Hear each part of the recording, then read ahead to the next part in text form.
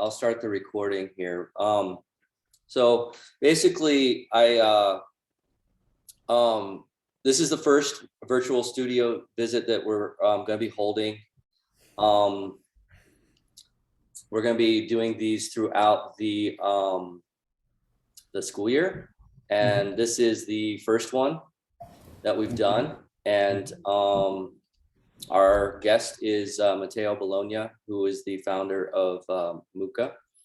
And basically, you know, I've been doing these I've been doing studio visits for a number of years, and they've kind of evolved and changed. And the pandemic kind of had things kind of affected that as well. And so they moved virtually. And I think it's kind of nice because it's opened up an opportunity for students in broader parts of Colorado to attend. And since they're not in person. And we've also been able to host studios that are outside of Denver. So Mucca is based out of New York. And so these virtual visits will continue throughout the rest of the school year. They'll happen once a month.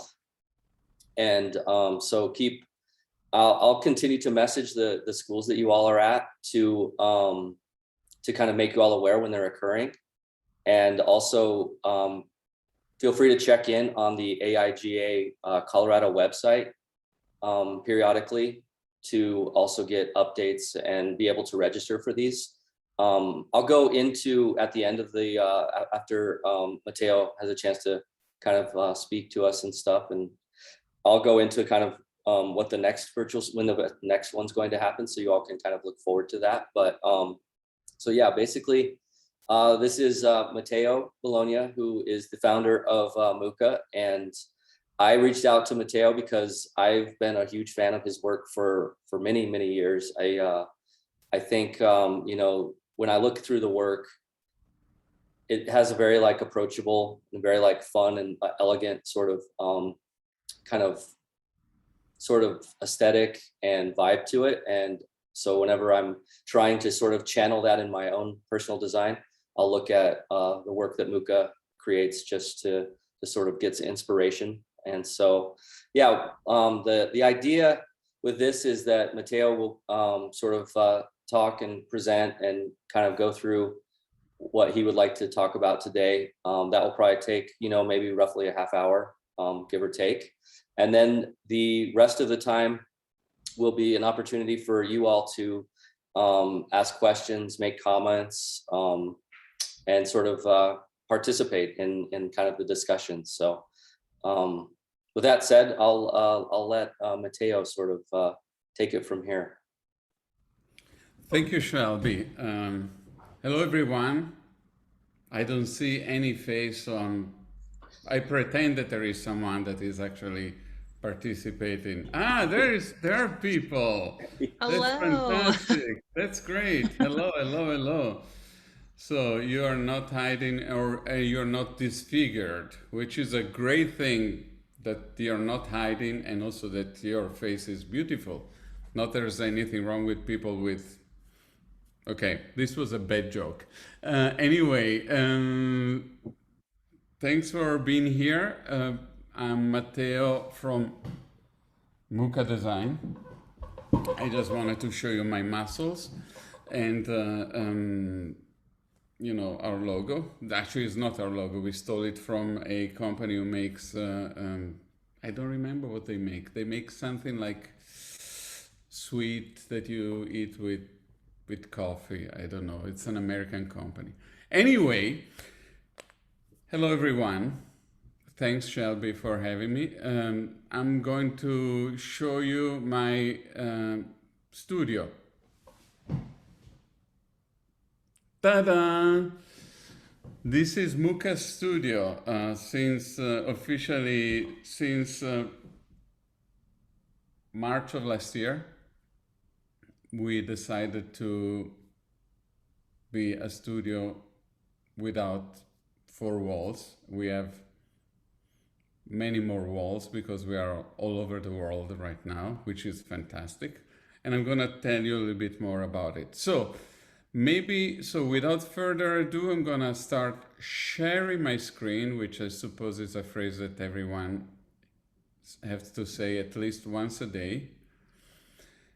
So here is the presentation. Okay, so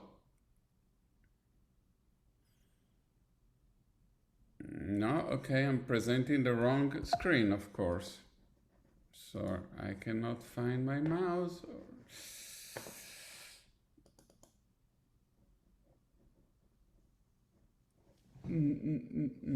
Wait for a second. Sorry, guys, I'm having technical issues.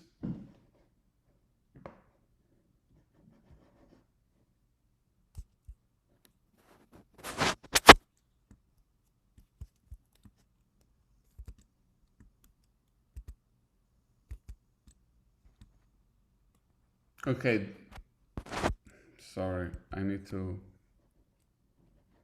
go back to Zoom. Apologies. You're good. This is like the new normal, right? This is how it happens. I actually rehearsed this, so I'm you rehearsed terrible. this whole process that we're going through. Yes. Yeah. Okay, so I'm It's all gonna good. click a new share. Okay, gonna share this one. Okay, perfect. Because I don't want you to read my notes because they have a lot of misspells. So I have a screen with the notes and another one with the presentation, which hopefully you're gonna see now. Okay, fantastic. So this is Mucca, a studio that I founded many years ago at the end of last century, actually. So we are around 21 years old. And we are officially a dispersed workforce. I'm based in Brooklyn. We have someone who works in Queens, in Mexico City, in Boston, and Barcelona. And actually next week, the person from Boston and Barcelona are going to be in Auckland permanently in New Zealand, and in Bogota just temporarily. The beauty is that our employees can travel around the world and still the company works super well. So we embrace this virtual work way of working that is fantastic.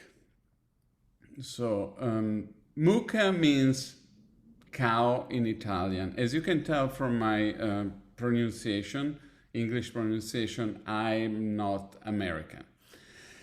I'm definitely Italian, and I moved here many years ago. And when we started, working at Mucca, when I founded Mucca, we started with small companies, and then we ended up working with bigger companies. So these are some samples of the companies that we work, from startups to global companies. A lot of work in Manhattan we do, and of course all over the world. Here are some of the projects that we did in our city.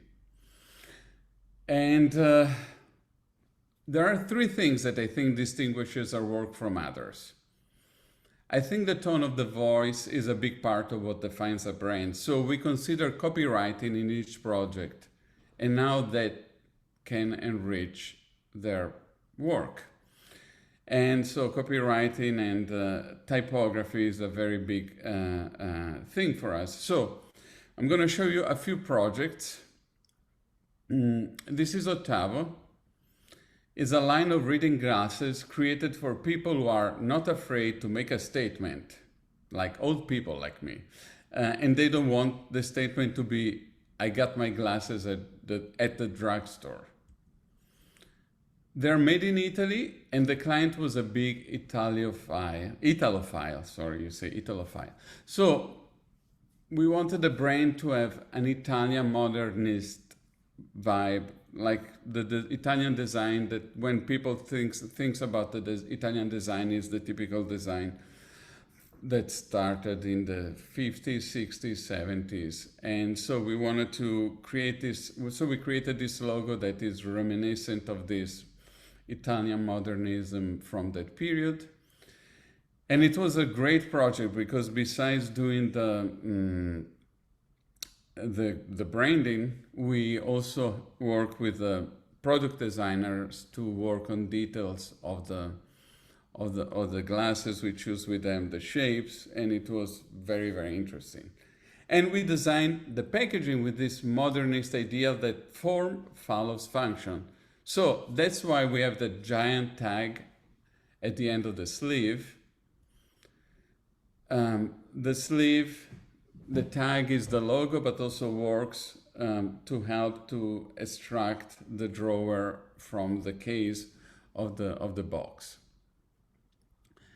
And also, we came up with a tagline, a series of copy lines that are inspired, by the Italian lifestyle. So say hello and goodbye with the same word, which is ciao.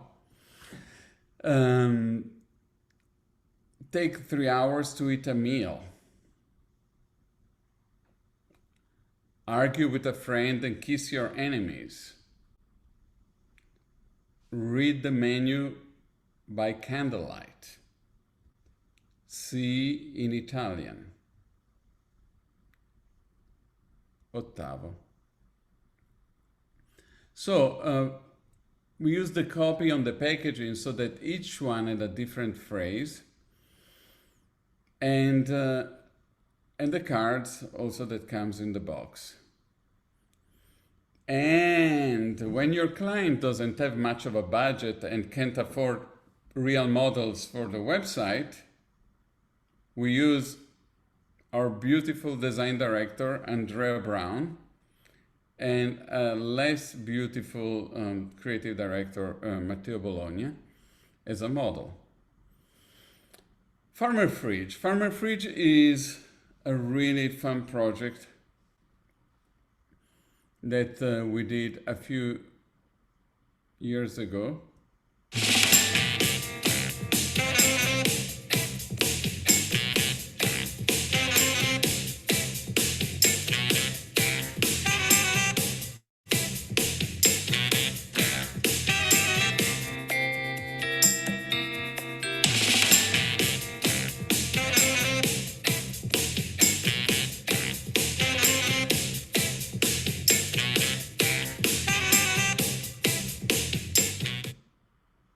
So as you can see, this project is a vending machine that doesn't sell crap, which is very unheard, especially in the States. So this was the original logo type, and this is the original fridge. This company came to us because they wanted to rebrand, to get their second round of money poured in their company. So this is the original fridge here, which, judging from the 90s logo that you just saw and the dusty plastic pans, was not very appealing. And so our big challenge was to overcome these negative associations with that vending machines have. So here you see the final fridge. After many iterations, we wanted to make it feel invited and more like a mini restaurant than a machine. So because their stuff is really fresh, which is as overused as that word is, it's handmade and packaged in jars each day. And they donate the daily leftover to local soup kitchens. So we designed, because we cannot not do it, we also gave to this brand a custom typeface that I designed because I'm a type nerd and I love to do this stuff. And as you can see from these words, we try to mix up this concept in the design and the communication by creating this interaction between the city, the city and the barn. So by having objects that are part of the city and items that are part of the barn. And we use this fantastic illustrator called Simone Massoni from Italy who designed these really cool illustrations. And this little startup that started in Chicago a few years ago, now it's opening all over the world, all over the United States. It just opened in LA, and we really like in our projects. We always like, as you can see, to use some humor. Like in this case, it says, "Your wish is my command, as long as as you wish for something in the fridge." So we really like to work at a brand from the strategic point of view, but also looking at designing typefaces and looking at their kerning, but also thinking using copywriting. And so we work also on the app and on interface, which was a big part of the experience. And this is another project that we did a couple of years ago. It's part of the TWA Hotel, which used to be the TWA Flight Center at JFK Airport. And we work with this super fancy chef called Jean-Georges. This flights, the TWA Flight Center is an amazing 1960s terminal at the airport that was designed by Eero Saarinen, which is one of the best architects in history. And unfortunately, this place was decommissioned and empty for a really long time, since TWA filed for bankruptcy I think in the late 90s. But you may recognize this super iconic passageway from the movie Catch Me If You Can, which was partly filmed here. And now that's how it looks right now. You can see that the hotel renovation is very through the period. They even have push button phones in the rooms and vintage furniture. Here you can see the renovated cafe and lounge upstairs.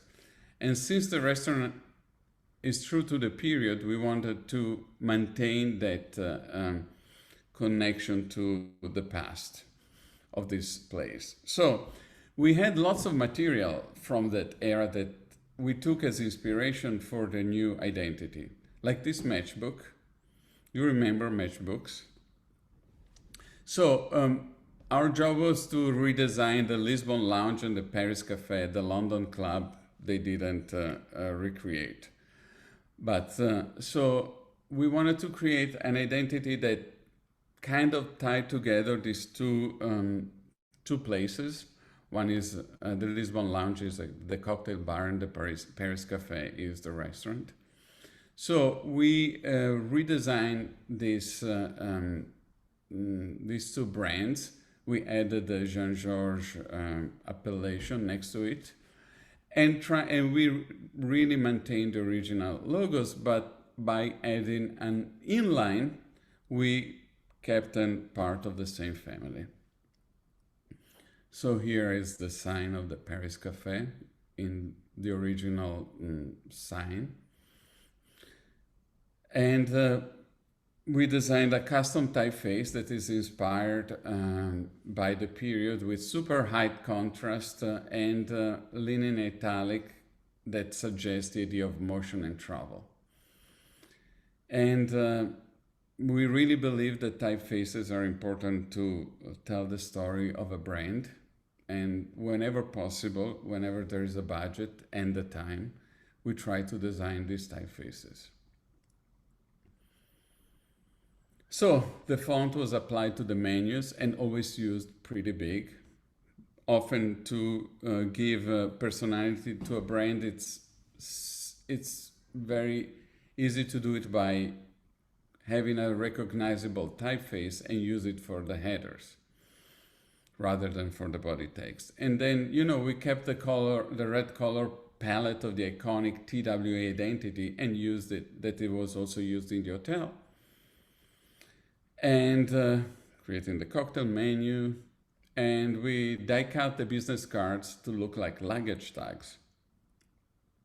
And of course, there's the ubiquitous tote bag that no project is complete without. And here is like a little bit the end of what I wanted to show you. And next, I want to show you it. I want to do already with a Q&A. And while we do the Q&A, there's going to be some. I'm going to show you some. There's going to be some, like a continuous slideshow, so that you can see some of the work while we talk. So I'm ready for questions.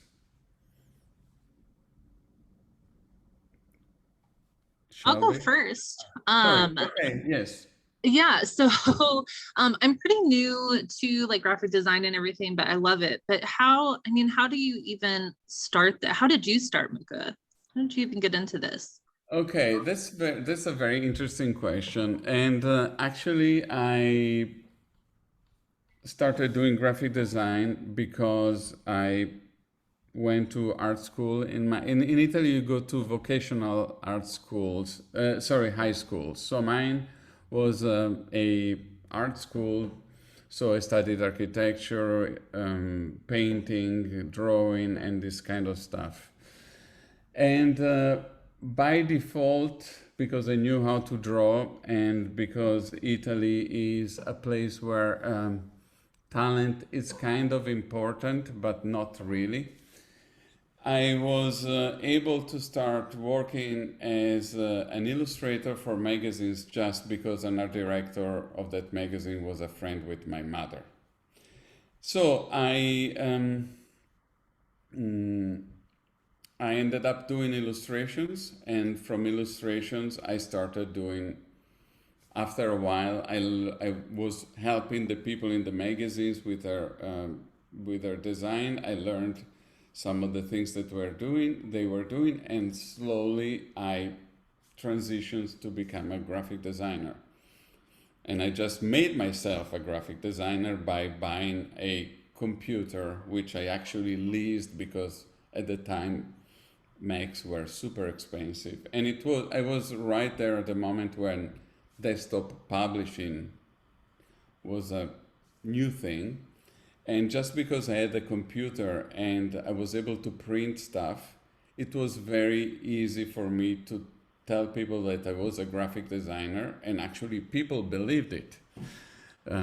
Because I was able to, do some graphics with my computer, and then I loved graphic design, and I kept doing it, and I got better or more decent. I still don't think I'm a good graphic designer, but now I can also say that I'm a graphic designer because I've been doing it for a long time. Yeah. So what would make you stand out to other people if you're looking for a job and whatever? What is something that would make you stand out to somebody? Or is it really just, I like your style? Or it's really, I feel kind of like opinionated, right? Like wherever you go or decide to go. I think it's important to have a point of view. That's what makes you who you are, and I'm sure you have a point of view. I'm sure you have opinions. Of course, the best thing is to have informed opinions. So knowing a little bit of, your profession, why things needs to be done in a certain way, and being able to understand what your client want. So I really believe, and actually I'm the worst example here, that a graphic designer needs to be a really good speaker, someone who's able to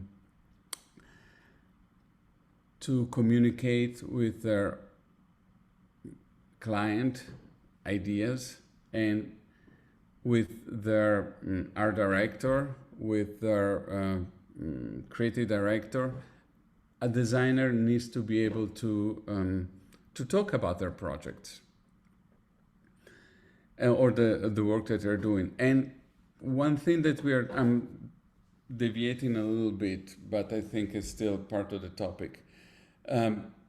One thing that we started doing, and actually kind of recently with my studio, is whenever there's a new project, a designer, before showing me a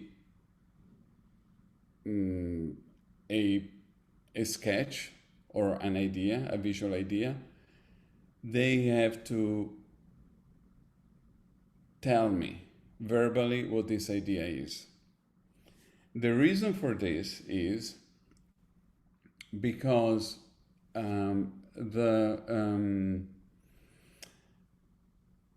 it's easier to the idea is that, let's say that if I'm making a presentation to a client, this client sees 3-4 things, 3-4 ideas, and in the evening the client is going to go home and talking to their spouse, and the spouse would ask, what did you do today? Oh, today this design firm presented this design, and they start describing the design. And if they're able to describe the design with a story that is compelling, you may imagine that the spouse will be saying, wow, that sounds interesting. So the idea is that before start designing, before start sketching, we need to start thinking, which is something that honestly I never did. Okay, because I'm really into sketching, doing things, looking at sources of inspiration and copy them or modify them a little bit to come out with the thing that I want to do. So I think one thing that would make a designer stand out, and this is usually what I really like when I hire someone new, is if they're really good at talking, especially because I'm terrible at speaking in English. So having someone who speaks well, who's able to be smart about their thoughts and how they describe things, it's very useful for us. I tell you a little story. There was a designer that I hired that I wanted to hire a few years ago, and I didn't have that much money at the time for his salary, and so I gave him an offer. He was a really good designer, but my cash was not much. So I gave him this offer, and he answered with an email that was so well written and well thought, by asking me like 20% more than what I was offering, that I decided that the investment was totally worth it, because I knew that he would have given me more than design, but also ideas, and he was very articulate. So it was fantastic. So he's been hired and he's been working with us for a very long time now.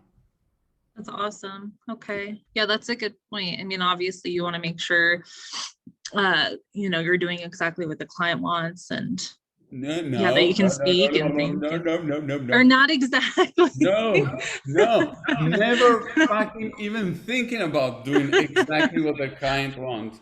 I take it back. You do what the client need. What they need. That's what I meant. Oh, sorry. No, because sometimes we end up doing that, okay. Yeah. They want this, let's just give them this. And that's the worst thing that we can do if we think it's not the right thing to do.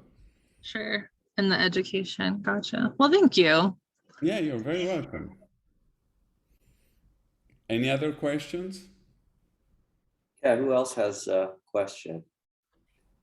Yeah, I was curious. What would you say is the most important skill set to kind of focus on?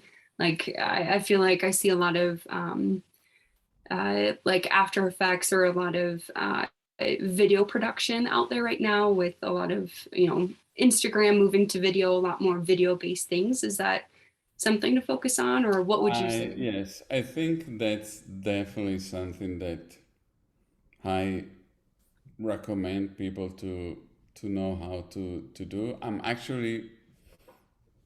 I really love learning software, and recently I've been studying After Effects. Even if maybe I will never use it in person, but I find really being able to understand how this software works a very, very important thing. And definitely, if you go to a employer and you show that you know to use several software and you know how to use it well, you get more money.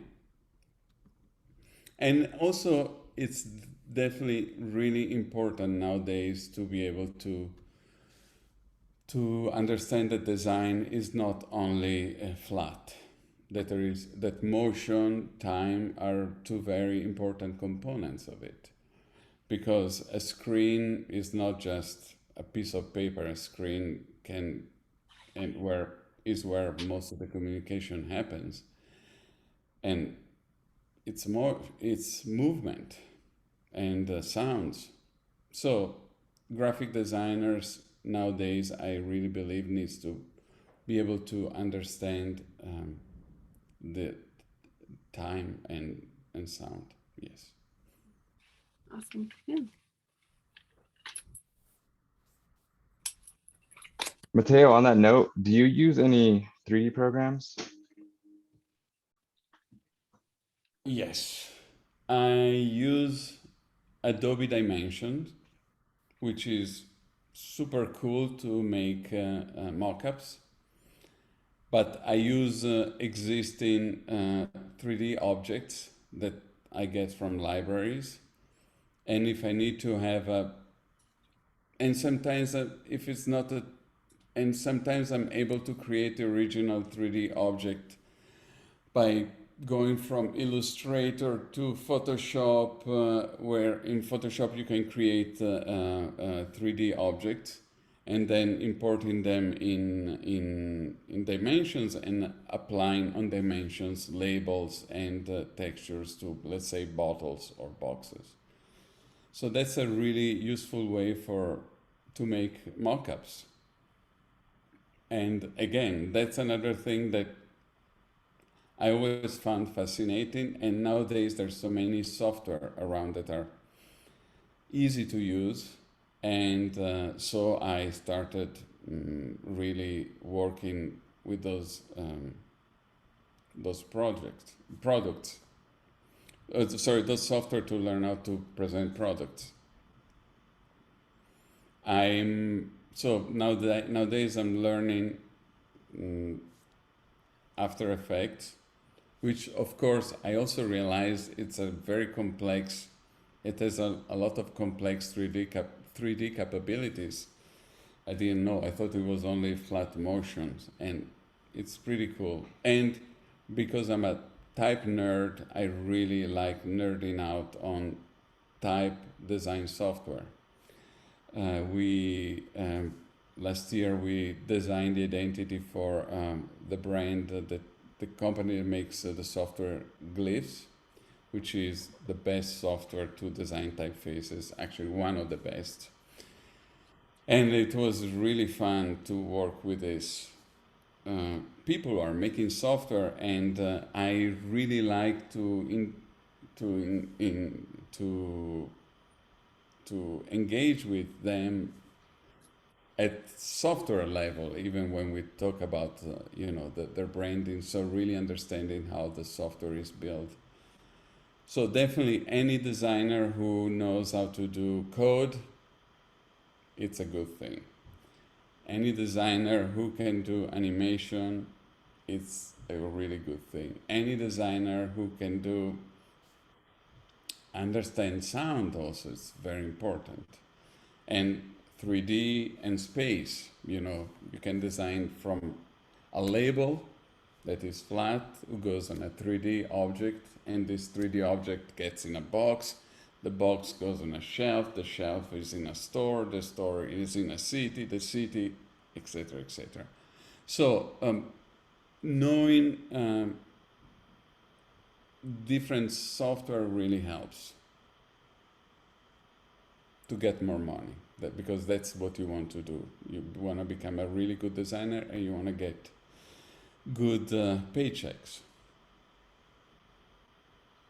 What program do you use most often? Are you mostly working in Illustrator or? Okay.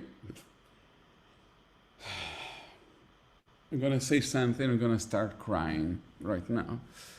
The software that I use the most right now is Mail and Skype. Because I mostly talk with clients, and Zoom. So I use Zoom for clients meeting. We use Skype to talk with team, among the team, and Mail, unfortunately. But my favorite software is Glyphs to design typefaces. And I'm a wizard at InDesign. I'm really, really good because I used it for many, many years. Though I think I used it yesterday to create a shipping label, but I haven't used it in a long time in person because I have other people who are designing in my office. I like to do stuff like, when I design, I usually design mostly type-based projects where I designed the typefaces, so I use Glyphs. And I try to stay away from Illustrator as much as I can because it's the shittiest software ever. And if you guys are still using Illustrator, I'm so sorry for you.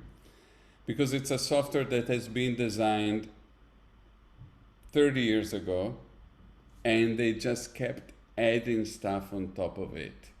So it makes files that are gigantic, it's slow, and it has the worst Bezier curve management, the curves that you use with the pen tool, amongst all the software in commerce right now, and it's really an antiquated software.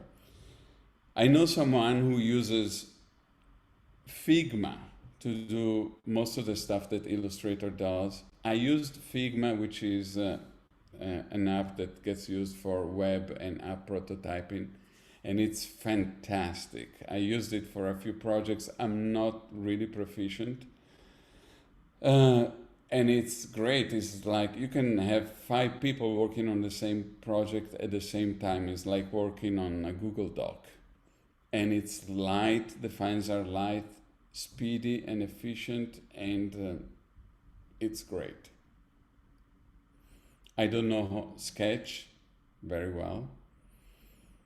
And yeah, and Photoshop is another of those software that I don't particularly like because again, they're bloated.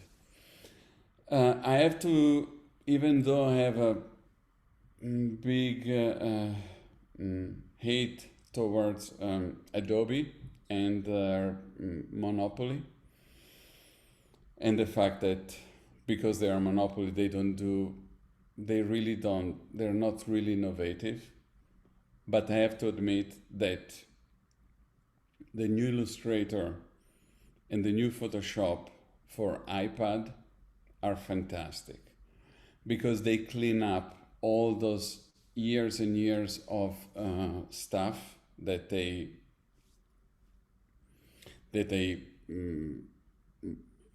added to make the software slower and more messy. And so they started kind of like from zero for Photoshop and for Illustrator on the iPad, and they're really, really good. I still haven't made myself able to work 100% on the iPad because I don't know, I'm old and I'm used to the Mac, to the Mac OS interface. But I believe that someone is starting right now and they start with Illustrator on the iPad.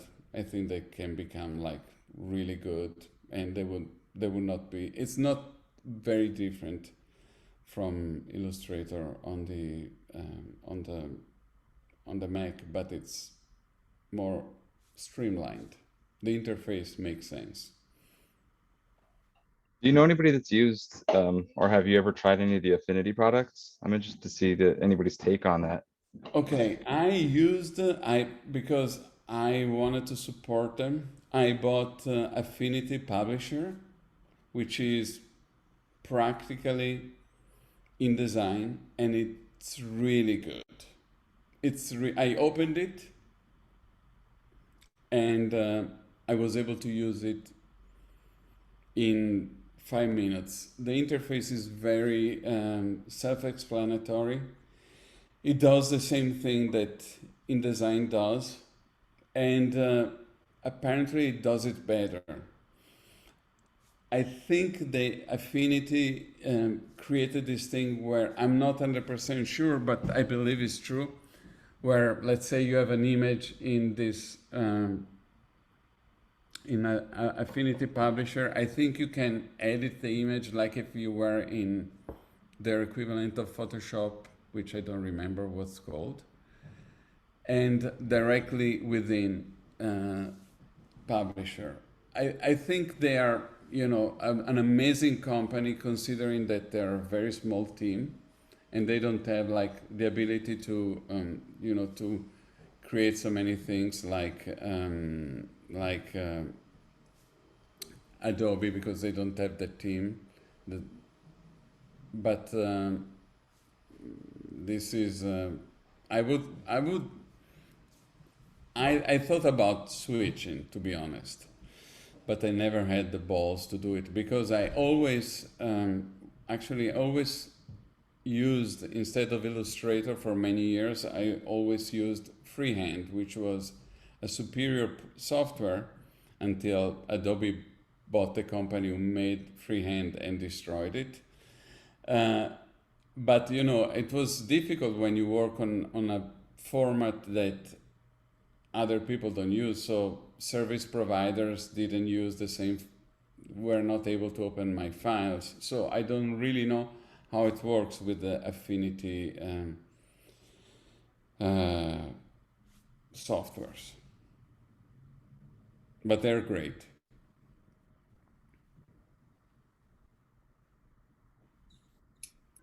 I did the same thing. I bought all 3 of them on one of the sales, and I haven't had time to play with them yet, but I've been wanting to for years. So I was wondering about that. And it's funny because I have a lot of mixed feelings about Adobe too, especially when they bought Substance Painter. It kind of worried me.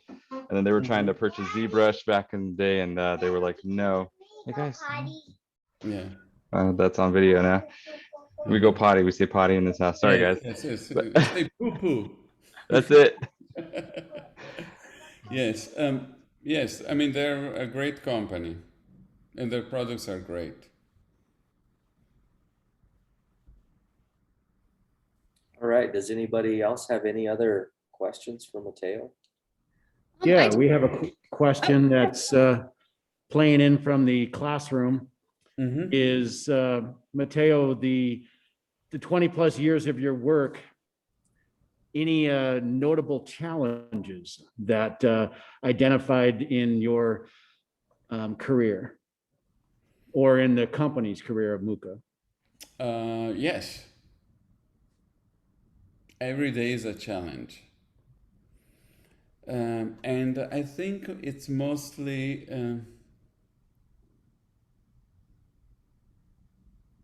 has something probably to do with the fact that I should believe more in myself, And I'm always like, there's this little voice behind my back that says, Matteo, you're a piece of shit. You don't know how to do anything. I'm spending a lot of money with shrinks. And I think that's the biggest challenge. I think the biggest challenge that I have is to tell myself that I'm actually good at what I'm doing. Because, now if I look at this slideshow that you guys are seeing, there's always something here that I look at and I think, that could have been better. Oh, wow. Look at this. Oh, why didn't we do something different? So there is this self-criticism that is like the biggest challenge. I think if I was able to clean up this from the back of my head, my days would be easier. Probably is not the answer that you were expecting. No, but it's what every designer is always challenged with, especially when you're students and as an instructor, you're trying to give them the real world perspective that it's the passion that keeps driving us forward. Yes. The challenges are to wear all the hats at the same time. So it's the choices that we make that we have to find the joy in the work that we do. Yes, absolutely. I think I personally have been very lucky because I've been doing things that I like to do forever. I never feel that I had a job. I mean, this, talking to you, it's part of my job. It's fantastic. I'm talking about myself and I'm showing photographs. I mean, how easy that is, And yes, I was able to do it with passion. Of course, there's always some challenge. Because I don't like confrontation. I always had problems in the past with clients. I was not able to talk to them, and often I would do what they would tell me to do, which is the wrong thing to do. I learned that I have to do what they need to do. And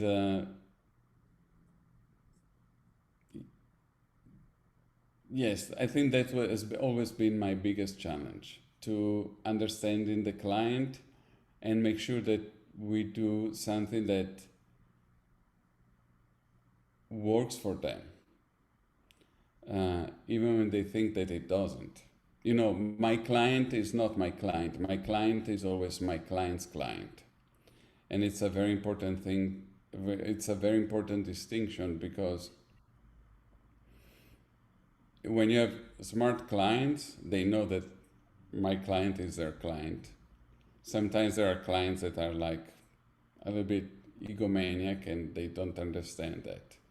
And those are the worst projects that we end up doing. Fortunately, we don't have that many anymore.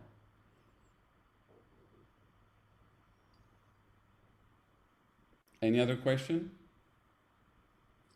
Yes, one last question that came up, sorry, was the relationship that you have with your clients. Now all that work is on your plate. How do you delegate the work? Is it based on the job type, or do you work with the team to work with contractors on their specialties, or is everything truly in-house? We are a very small team. We are 6 people. We used to be 7. Now we are 6 because one of our fantastic employees left last week. I'm very happy that he left because I love him. He's fantastic and he's went for new challenges. So now we found ourselves being like even smaller than we used to be. But this is a very deliberate decision that we made, that I made, because we are able to have like real control on everything that we do. All the designers in our office are designers, mechanical artists, creative directors, project managers, everything, type designers, copywriters. They're all these qualities are more or less part of each strategist, part of each one of the people that works at Mucca. We are kind of like a band.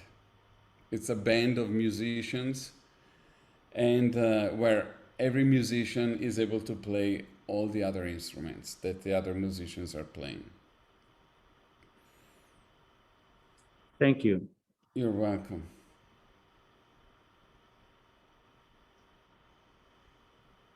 Okay, I'll ask my question. Yes, go ahead.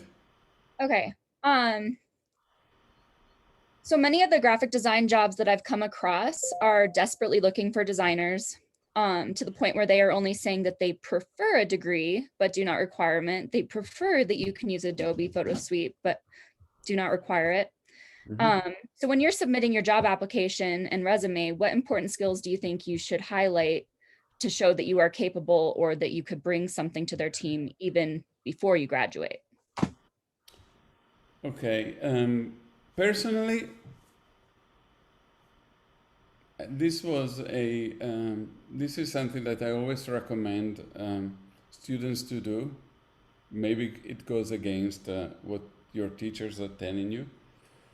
I always, if you send an email to someone, make sure that your resume is at the end of your visual portfolio, so that your employer looks at your work before reading who you are.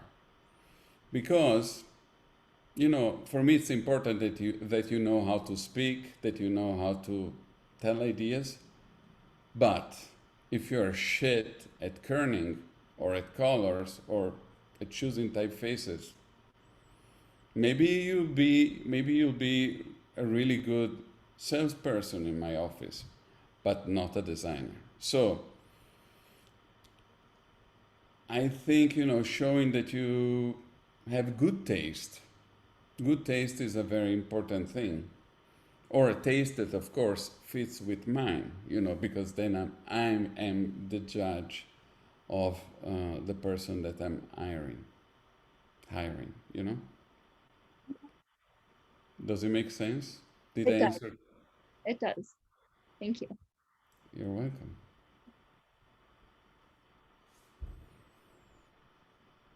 Does anybody have any additional questions for Matteo? Because we'll probably conclude here in just a minute. I think one thing that could be helpful is, Matteo, as you were, and the company was growing, how did you start vetting clients and jobs and such? Because I think that's one thing I was explaining to my students. It's a little more difficult for them to do, and at those stages, they'll kind of like take any job, undercut market prices and different things like that, or get suckered into the free work, right? That whole debate, you know, show us your skills by doing this. And that's still a thing that is somewhat out there, you know, and not letting them get taken advantage of that, but also build up to quality jobs. Because over my lifetime, I also did a lot of work that I would never show to anybody, but it was like a paying gig, you know what I mean? So getting stuck in those ruts as well. Does that make sense? Yes. Kind of rambled. That's a very difficult topic to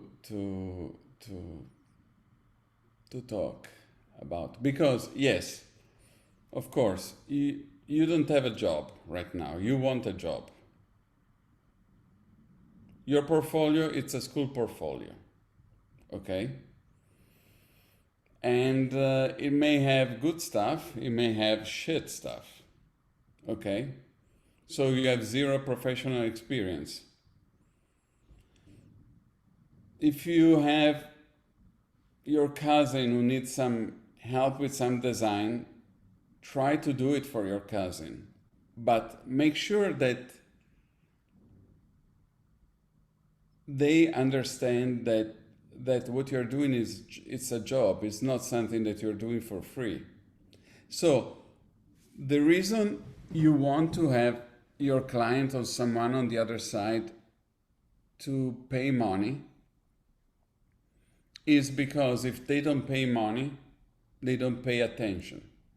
They don't pay attention to you. They don't pay attention to the fact that you are working for them, and working for them means that you're spending hours and hours of your own time for other people, for them. So try to always say, hey, let's make it professional. Even if try to make sure that for this person hiring you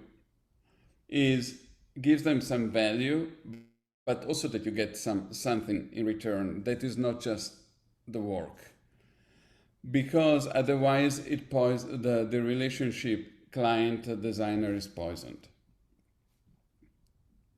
So this is my take. Of course, if there is a very interesting job and they have no money, and I know that when I finish the job is good for my portfolio, I would do it.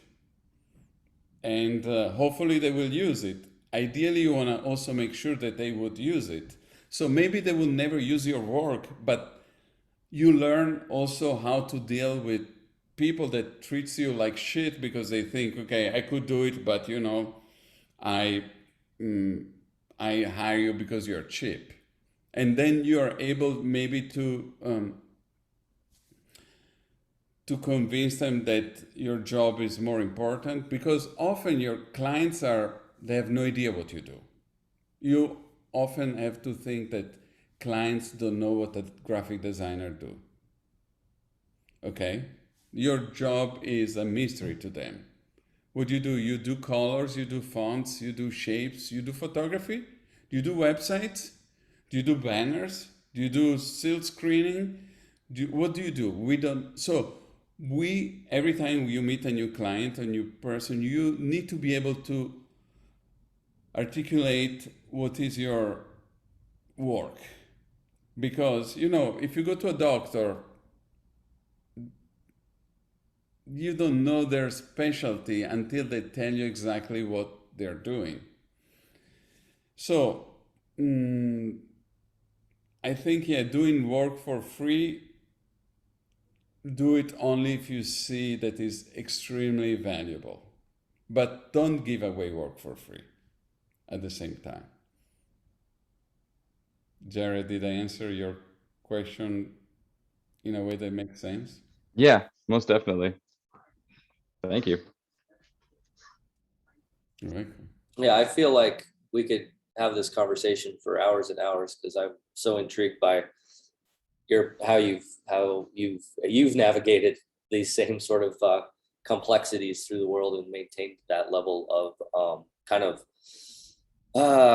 like really professional work, as well as you know, you've been successful as heck. So I think it's you know, tell your little voice behind you to shut the hell up. Yes, I'll tell it. I try. You do. Yeah, you try to get out of your own way, right? Yeah. So, Mhm. but with that said, you know, I think we'll kind of call it since we just wanted to kind of have this happen for about an hour. But before I let everybody go, I did want to mention there are a couple of events